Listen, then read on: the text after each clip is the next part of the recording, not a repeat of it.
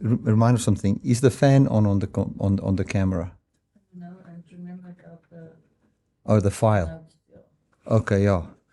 We're just going to see the cooling fan must run on the camera, otherwise it's going to switch off. There must be another charger with a cable there, and you know how to switch it on, that little button there. Okay. Well, you guys will see that I've shared a file with you. I sent you the wrong notes.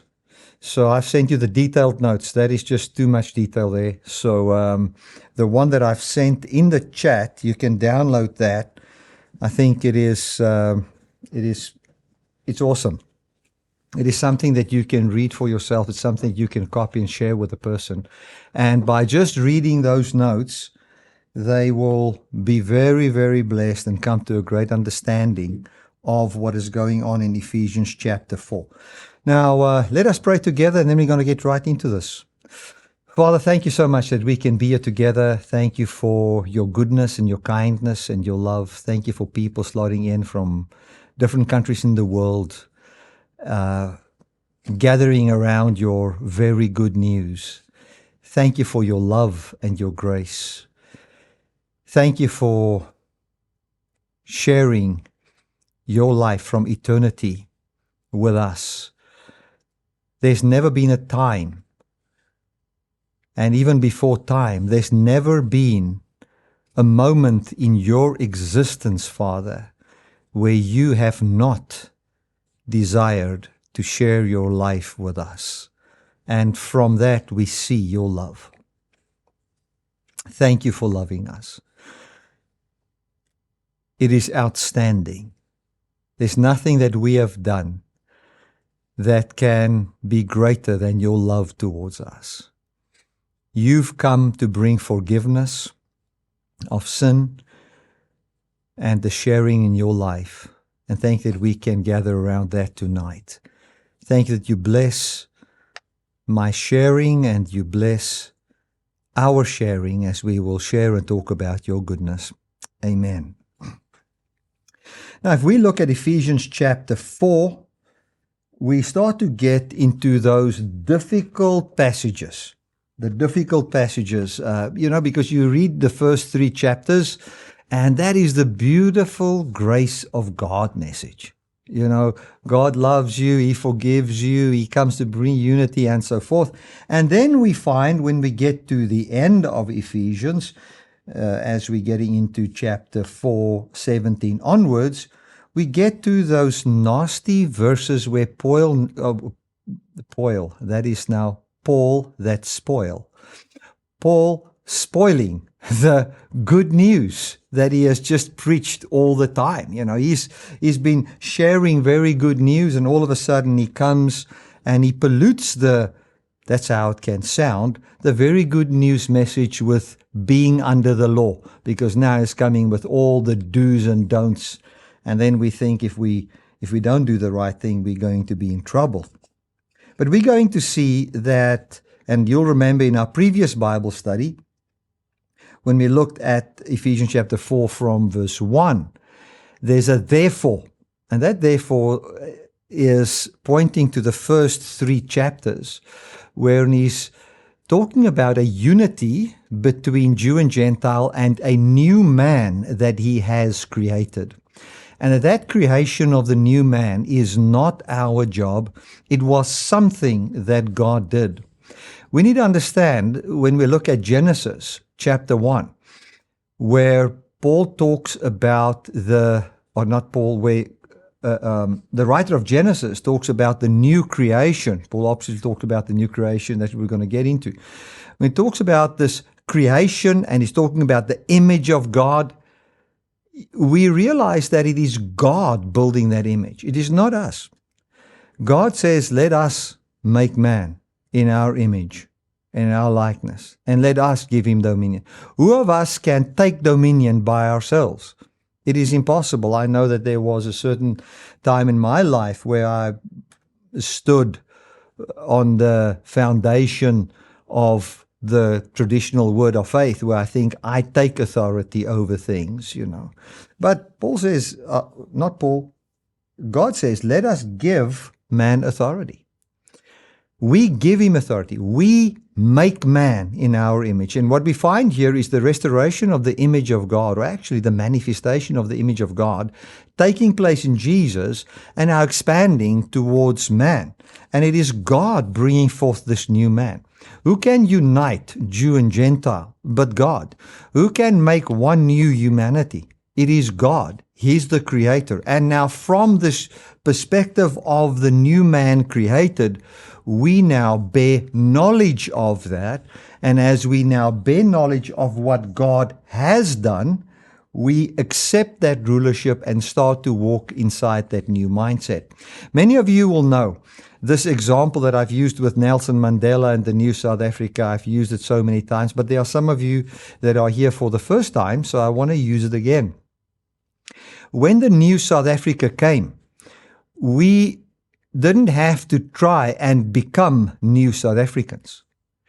We are now in a new South Africa. You can either be against the ruling government and become the enemy of the government and have condemnation towards you because you stand as an enemy of the new that has come because you're not submitting under its rule, or you can simply accept that you are now new. And then you can go and say, what does this new man look like? This new man is not a racist. This new man doesn't look at people and judge them on the basis of their color. This new man humbles himself in certain ways. And this new man now thinks in a different way about himself. He doesn't see himself anymore as the oppressed. He sees himself as having equal opportunity and so forth. So there's a new mindset that has to be accepted. And if we look at Ephesians chapter 4, verse 1, that is where it starts. It says, therefore, the prisoner of the Lord beseech you that you walk worthy of the vocation wherewith you were called. And he speaks strongly about vocation and the vocation of the new man. Now, vocation is a big word. It simply means calling, what you've been called unto, your job, why you are here.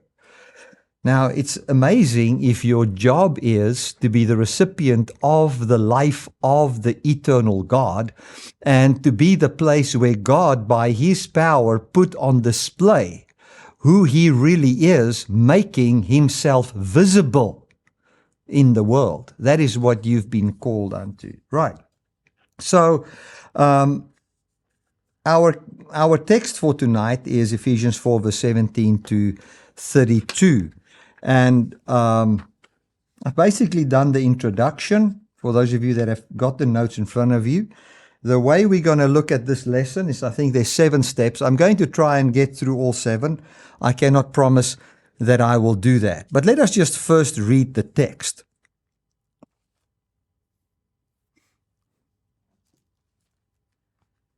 Now, I want to say this before I read this.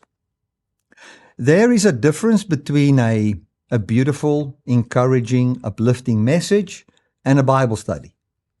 In a Bible study, we're getting into context, we're getting into what was really said, why he said that. And a lot of that stuff might look very boring.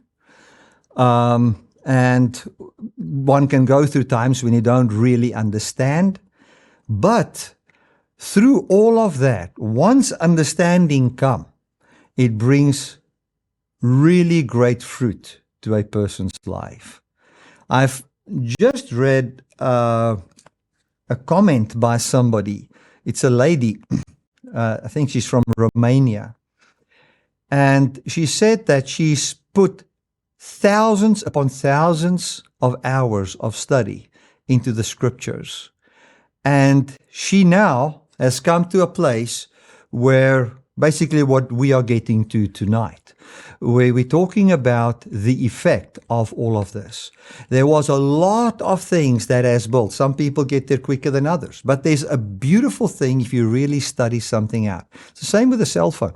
You can use a cell phone and all of that, but if you ever take the time to just go and read up and look at some videos on how that thing functions, you will really be able to use it much better than someone that just picks it up and go on what he used to know. So in these Bible studies, we read the text, we go through it.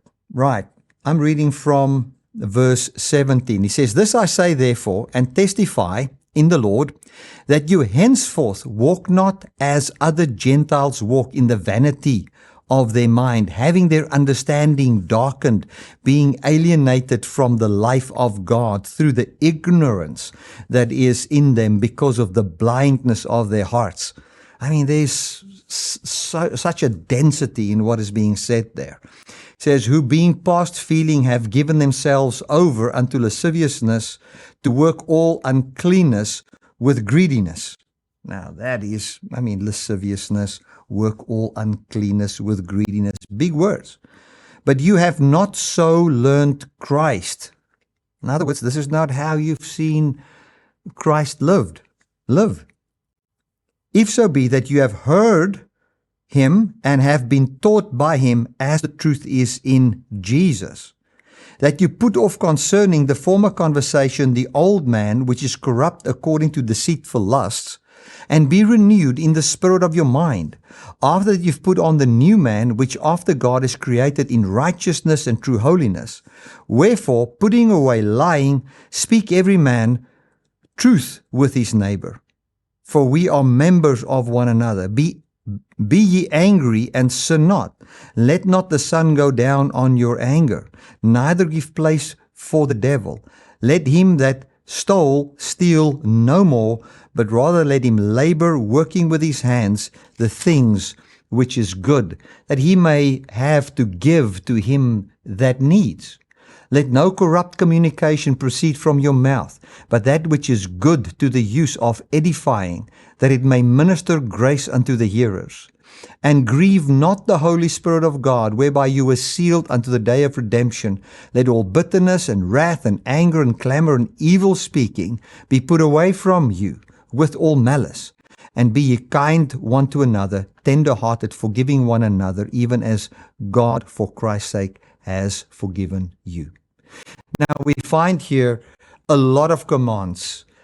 Don't do this, don't do that, and this can bog you down. But I'm going to explain this to you tonight, and I'm sure that you will be excited when you read these kind of things, because that's a discovery of who you truly are. Those of you that have the notes, we just go to step 1 there. The problem starts in the mind, not the behavior. The problem starts in the mind, not the behavior. And let us read that. "So I tell you this, and insist on it in the Lord, that you must no longer live as the Gentiles do, in the futility of their thinking. They are darkened in their understanding." So it is the emptiness of their thinking, the purposelessness of their thinking. They are darkened in their understanding and separate from the life of God because of the ignorance that is inside them, due to the hardening of their hearts. I mean, you can spend a week studying all of those things that Paul said there, but let us summarize this. Paul does not begin with a list of behaviors. He begins with the mind, and this is deliberate. Breaking it down, it works like this. There's hardness of heart that produces ignorance. Then there's ignorance that produces a darkened understanding. Then the darkened understanding produces alienation from the life of God. And alienation from the life of God produces a destructive behavior. So I hope you can see the destructive behavior is the fruit. The destructive behavior is not the root. So you're not alienated from God, or you don't have your heart hardened and so forth because of the things that you've done wrong. The things that is wrong in your life is because of a wrong mindset. Now, verse 17 has got something that I've discovered for the first time now. It says the key word in verse 17, where it says the futility of your mind. In the futility of your mind. That word futility in the Greek means the emptiness And this is a beautiful definition there, the purposelessness of their mind. So, if you in your mind don't understand your purpose, there is great harm that is coming your way. Paul uses the same thing in Romans 1 verses 21, where people become futile in their thinking after turning away from God. This is not a comment about intelligence. We need to understand that. This is not intelligence. This is not knowing your calling. This is what this is basically all about. It is a comment about direction. A mind turned away from the true God runs empty like a compass that spins without north to point to.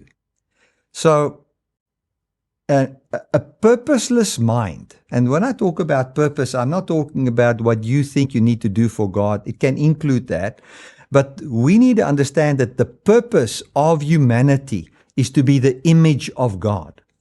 The image of God is basically the place where God puts His presence and where He dwells in the earth.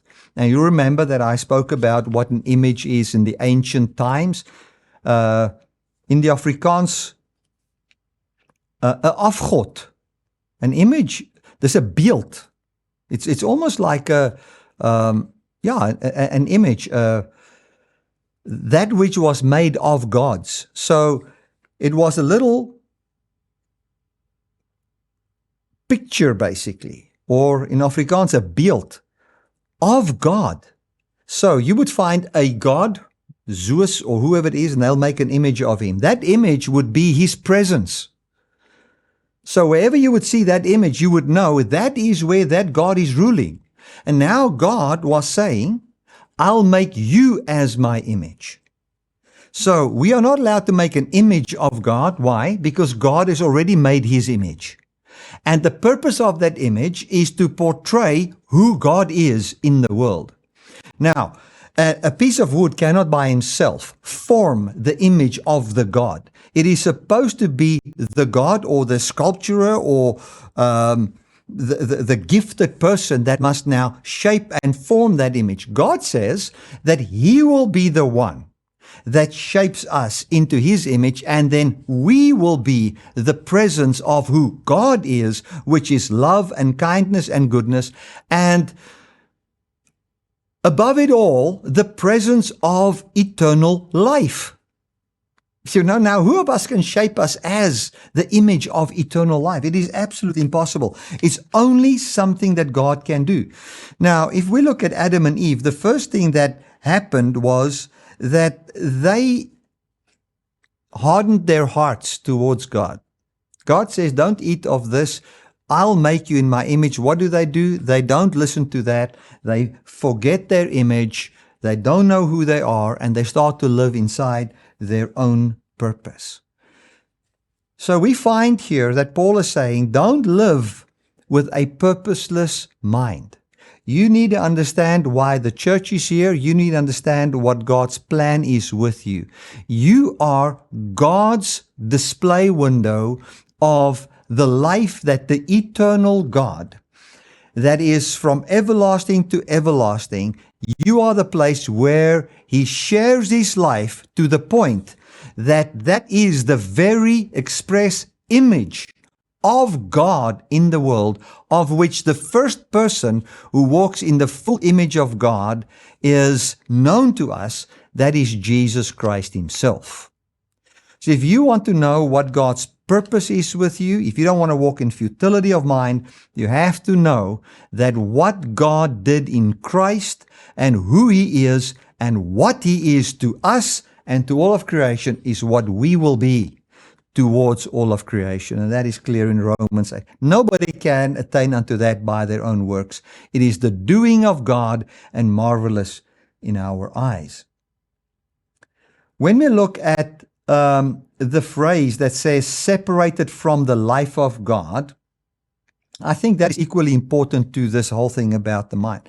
Because it says here that they were darkened in their hearts, they were ignorant, and they were then separated from the life of God. Now, it's equally important, the Greek word for separated here means alienated or estranged. It's a perfect passive participle, and this is what it means. A perfect participle in Greek describes a settled condition, a state that is already in place and continuing. So what he's saying here is that they are already estranged, and when they say here is estranged of the life of God, it doesn't mean that God has withdrawn him from them. It doesn't mean God is not present with them. It just means the kind of life that God lives, they are estranged from or alienated from. You know, you can find somebody that lives like the devil. It doesn't mean God is not with him. God is omnipresent. God is present. God is speaking to him. But he is alienated from how God lives. Why? Because his mind is at a place where he doesn't understand who he is, why God made him, or any of those kind of things. And I want to say it is kind of sad to me when I look at the church, and I mean, I've said it many times, the more you know, the more you know.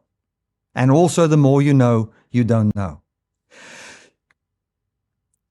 As I look at the church, I realized that in the church at large, there's a very shallow understanding of image of God. What that means. Identity as pertaining to image, identity as pertaining to creation, the importance of the human body. Just today, I spoke to somebody via the telephone for about an hour, and he was talking to me about difficulties that he's going through. This person is going through a divorce.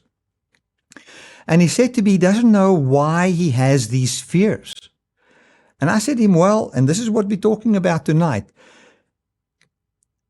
One can say you struggle to trust God, that he will bring an outcome and so forth. But if we just cut through everything, it is simply because you are afraid that you're going to die. That is the problem. And the solution is the bodily resurrection of Jesus, and what that image is and what that means for you. If you can understand that and grapple with that and have a mind formed from that union that there is between God and man in Christ, and you can find your vocation and your calling inside that, you'll find fears disappear from you. So when he says here that they were alienated from the life of God, it doesn't mean God alienated himself from them. It simply means that they are not sharing in that quality of life. You can find two people living in the same neighborhood. The one lives in the peace of God and the one next to him does not. So he's alienated from that. Why? Because his mind is at a place where he doesn't see what God has done for him in Jesus. Now, I think, let me just read the second part of just from the notes here. What they are cut off from is the life of God, which means both the life God himself has and the life God gives, the life of the age to come. In other words, what this means is they are alienated from the life of God. As what it is in heaven, so will it be on earth. And we who stand in Christ, that life that will be when Jesus returns, he now start to give to us as a gift. This chain matters because it tells you where the cure has to go. If the disease begins in the mind, the cure has to reach the mind. What you think about yourself and what you think about what God has done for you. Step 2.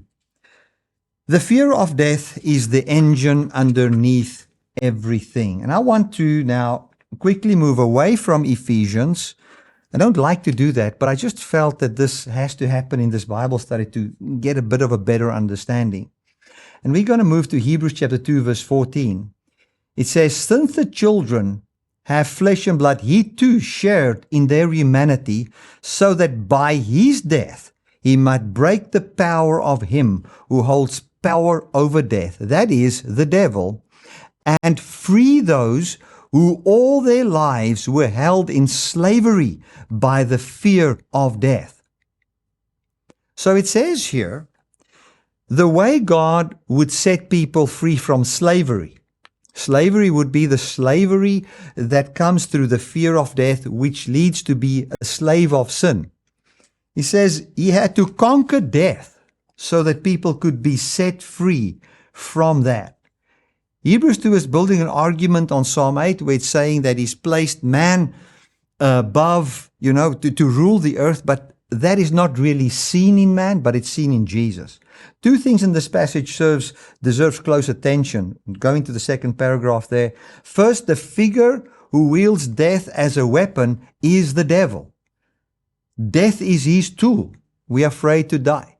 Why are you scared of not having money? Well, if you don't have money, you don't have food. And what's going to happen then? Then you're going to die. And you don't want to die. And everybody says, well, I'm not scared to die. I'm just going to go to heaven. Well, do you want to go now? No, I don't want to die. I want to live. The real thing under the whole thing is that we as humans want to live and God wants us to live, but we are afraid to die, and the fear of death then drives us. I think this is one thing that we need to understand. The passage in Ephesians 4 says we need to have a mind that basically thinks like God thinks, understanding God's purpose. Our mind traditionally was, well, I get born on this earth, then I live on this earth, then I die on this earth, en dan God 'n blommetjie kom pluk. Then God picked a flower, and now we go to heaven, and then we're going to there sit on the lakes of heaven and fish and live in a mansion. Now, if you have a mind like that, now I've simplified it, but if that is your mind, you are alienated from the true purposes of God. And you'll find that you try hard to bear fruit, but you cannot do it. Because the mind that God has towards us is that He would make a human, put this human, or make him from the dust of the earth. This human is then believing and trusting Him. He shapes and forms this human to be an undying physical person that lives on the earth, reflecting the eternal glory of God forevermore. And so God then comes and lives on the earth forevermore with people. If your mind is not inside that purpose, you will find great difficulty. You'll find that your understanding will be darkened. What does that mean? You don't think what God thinks, then you don't understand things in the right way. If you think a cell phone is a hammer, then you will not understand why this thing doesn't really get the nail into the wood. You will not understand. You will see the buttons on it. You will not understand. You will not have understanding because your understanding is darkened because you are alienated in your mind from the purposes of God. So Paul, when he comes in Ephesians chapter 4, this is built on the first 3 chapters. He clearly says the purpose of God is to bring heaven to earth. And the first place God will do that is by forming it in you. That is it. And that there was division. He made of the two one new man, of Jew and Gentile. This new man that there is, his identity is in God. His life is from God. God lives in him. God starts to live through him. He's a working model of heaven on earth. The church is the temple of God, there where God dwells by His power, not your own works, but by His power which works in you. If we understand what God's purpose is, which is eternal life, and we find that this being is dying in the disobedience of Adam, we find, what does the resurrection do? It restores the image. It brings life to people. So what is the fear that drove all people? The fear of death.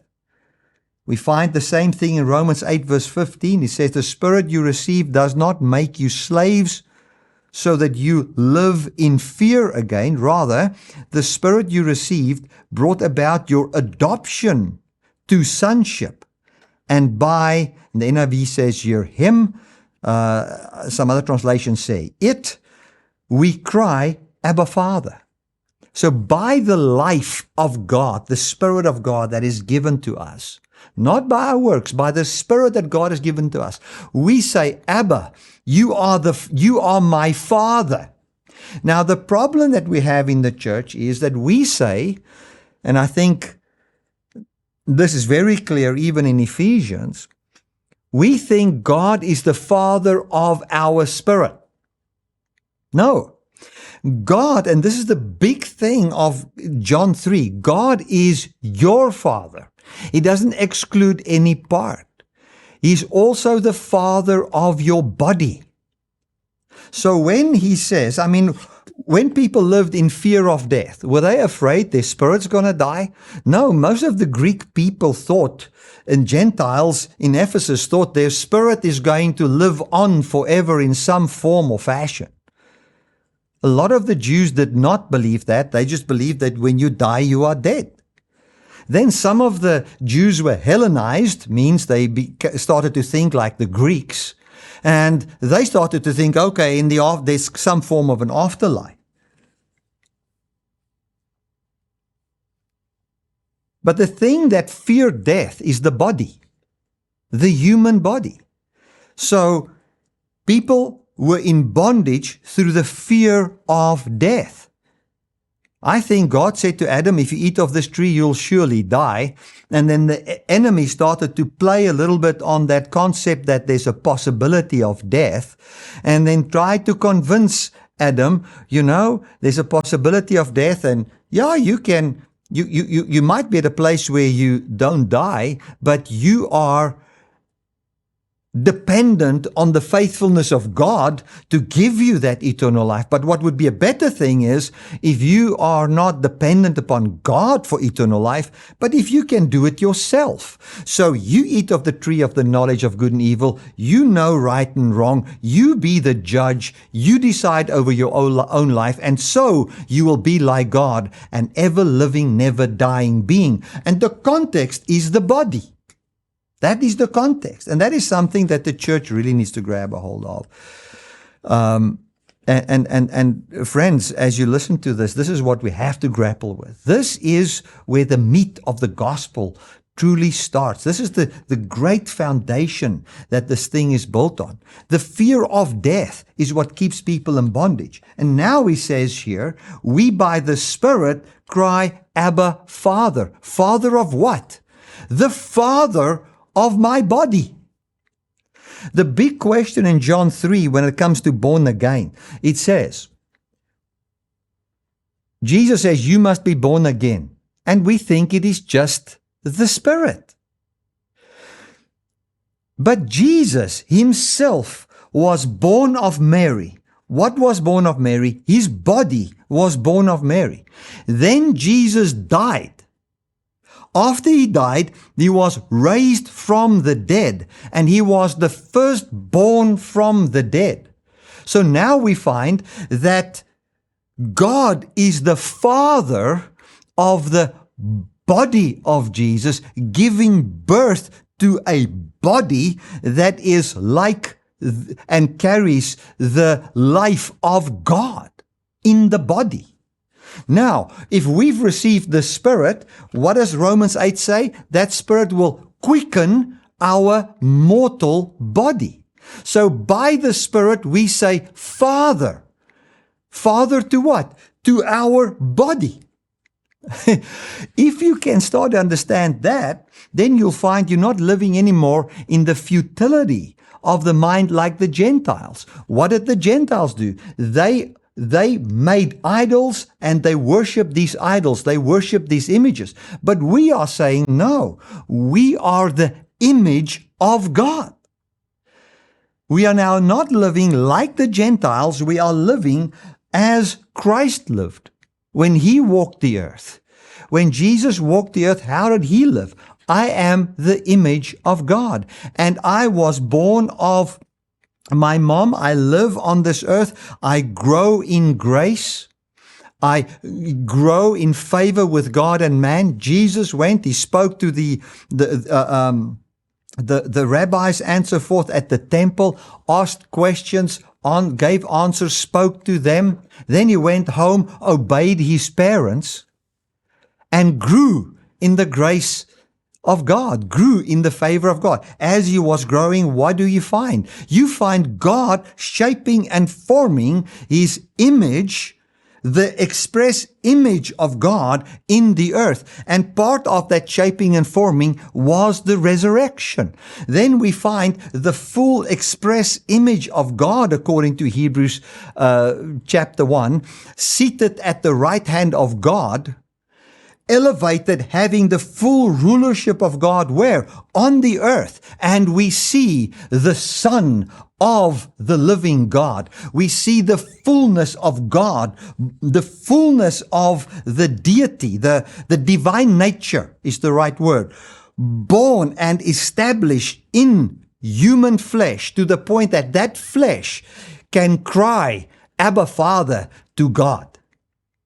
I don't know how to express myself more, but the born-again experience is not just for your mind, where you start to think differently, or that you're now living under a new spirit or a new power. That is one thing, or that you just received the Holy Spirit. No, the born-again spirit is, the spirit of new birth is when we cry to God and say, you are the Father, not just of my life, but of me. Jesus even says, call no one father. People called others father. Why? Because they say they are the father of my body. So what must we now say? Can God be your father? Can your body be reborn from the Father, where the Father gives birth to your body? That is the question. So when we look at Romans chapter 8 here, we find the big thing here is that by the Spirit, we're not slaves of death anymore. So this new mindset, and man, we're going to definitely not get through all of this. We're going to continue next week. This new mindset basically say that we are joint heirs with Christ. I know I'm completely out of Ephesians, but next week we will get into the rest, and you'll see how I tie everything together. Confirms that we are joint heirs with Christ. We share in His glory, the redemption of the body, and all of those things. And the final claim is that nothing, neither death nor life, can separate us from the love of God. The whole argument runs from a frightened slave to a secured heir, grounded in the resurrection hope. That is Romans 8. So the whole of Romans 8 is, I'm not afraid. You were afraid, an afraid slave, to someone that says I'm an heir and I'm sharing in the life of God. And what that would mean is nothing can separate me from the love of God. What is the love of God? It is that God gave His Spirit that will give rebirth to our bodies, wherein this mortal body will be clothed with immortality. You know what will happen if your body starts to believe that? Your body will not be afraid. You'll find a lifting of a burden, because poverty, a business deal that doesn't go through, somebody that rejects you, all those kind of things says, oh, well, you're vulnerable, you will not live, you're gonna die. But when you realize that no money, rejection from people, shame about your past, and all those kind of things can never separate you from this birth that takes place. And if our mind can be in that, because what is Paul talking about there? If you read Ephesians, he's all the time talking about things that has become new. Everything changed. Everything's becoming new. And nothing of this is aimed at removing people from the earth. It is aimed at making creation new, uniting heaven and earth, bringing union here. So, here is why it connects to Ephesians 4. The fear of death is not only a feeling that surfaces at a funeral, it functions as a daily driver of our behavior. If your existence feels threatened and insecure, the sensible response is to grab, to defend, to protect yourself. Let me just read that again. The fear of death is not only a feeling that surfaces at a funeral. You know, yesterday I did it, was it yesterday or the day before I did the funeral? Yesterday I did a funeral, and I was, I don't know the people, they just invited me, said, come and do this funeral. It's at a college here. I went there, they just called me, please come. Okay, I go. They shove the paper into my hand. I don't know this person. I read the date when he was born. I'm 5 days older than that guy. His heart just failed and he died. You know? So when you are there, you kind of think, and I said it to them, you know, if I look at this date, this could have been me. So you've got that thing, you know, of a funeral where the fear of death is not only a feeling that surfaces at a funeral, it functions as a daily driver of our behavior. If your existence feels threatened and insecure, the sensible response is to grab, defend, and to protect yourself. Self-preservation becomes the organizing principle of ordinary life, and it shows up in how you handle your words, your money, your anger, and the people who wrong you. Now, back to what we read in Ephesians. Let us just go to verse 17.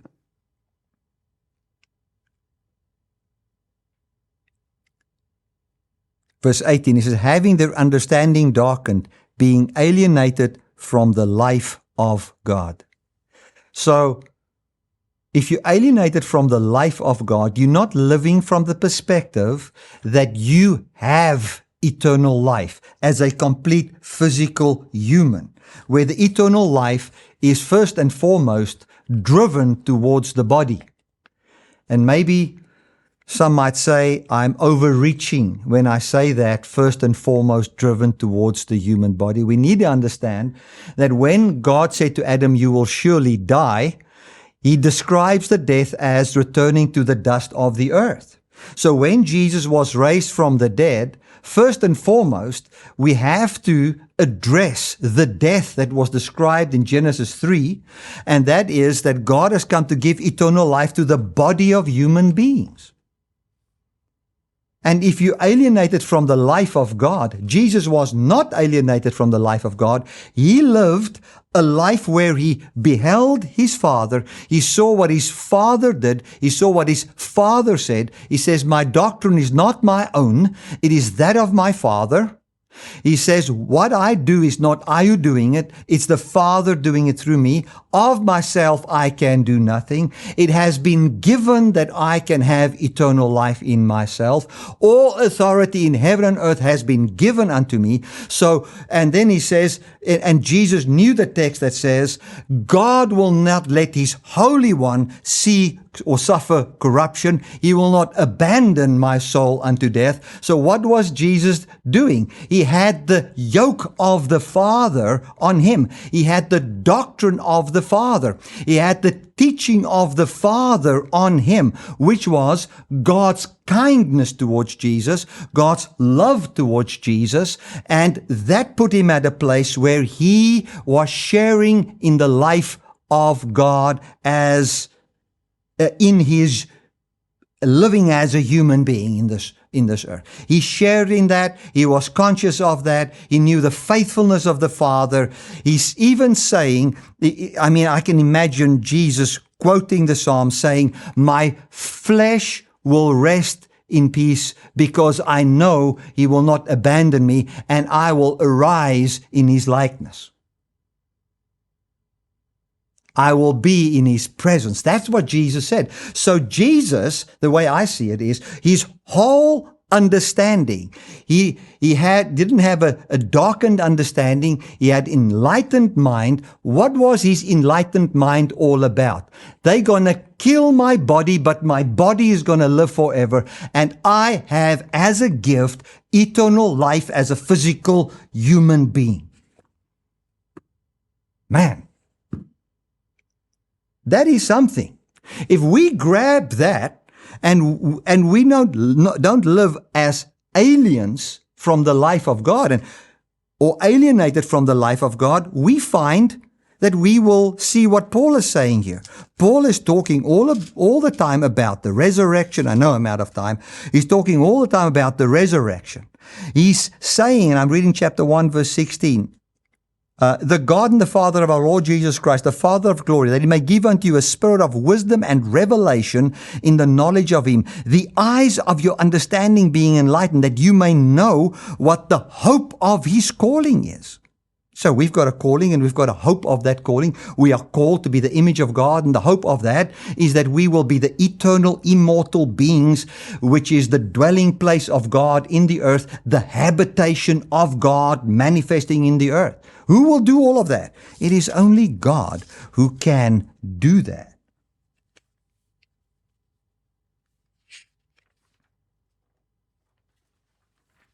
I have to end here. I'm going to just read the last part of the paragraph. Or let me just end off with this. If your existence feels threatened, unsecure, the sensible response will be to grab, defend, and protect yourself. If you feel insecure, the natural thing is protect yourself. I've seen that in my life so many times. But my wife and I, we every day speak about this. I cannot say, but we speak about this a lot of the time, talking about who we are, the resurrection, the security of us as humans, bodily. Our bodies, not just our mind, our bodies are starting to hear this message. Man. And what we find a little bit less of self-preservation, a little bit less of trying to grab life for ourselves, try to defend ourselves, try to protect ourselves. I mean, Helena and I, we were going through some difficult times with people speaking badly about us, man. And then yesterday, I spoke to somebody about this, and it basically came out, but not via us. And it was, she said, why didn't you tell anybody? It's because I'm not at a place where I have to try and defend myself. You know? It is like, they were glad they now understood certain things better, but it's like, you're not going on a rampage trying to defend yourself. Well, I've got eternal life. Nothing can take my life.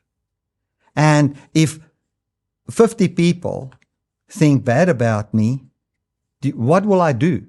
How will that be conquered? Well, the life that God gives me is a life of love, even towards them. And that life shows, and that is the presence and the voice of God by the doing of God towards us. I think we've established the first part here, and all that I wanted to say in this first part is basically that a darkened mind, or a mind that is that's not enlightened, is a mind that is purposeless, doesn't understand vocation, doesn't understand image. If you don't understand that, or if you don't see that, your understanding on how the world function will not be in place. And If you're alienated from the life of God, what does that mean? You live not from knowing you've got life, you live in the fear of death. And that is a driver. And then we will continue next week with this lesson. Right, so we're going to go over to discussion. I know some